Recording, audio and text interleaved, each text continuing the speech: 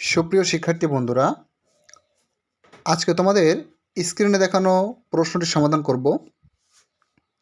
এই ধরনের উপাত্তের ক্ষেত্রে আমাদের করতে হবে কি, মোট উপাত্তের যে সংখ্যা আছে সেই সংখ্যাকে আমাদের প্রদত্ত গড়মান দ্বারা গুণ করতে হবে। দেখো, আমাদের মোট উপাত্তের সংখ্যা হচ্ছে 8 এবং গড়মান হচ্ছে 16 হাফ।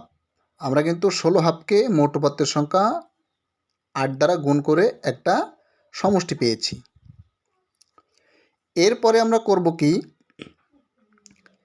এক্স বর্জিত পদ, অর্থাৎ যে পদটির মান বের করতে হবে ওই পদটিকে বাদ রেখে বাকি যে পদগুলো হবে সেই সংখ্যাগুলো অর্থাৎ সেই পদগুলো আমার যোগ করতে হবে, করে আমি আর একটা সমষ্টি পাব।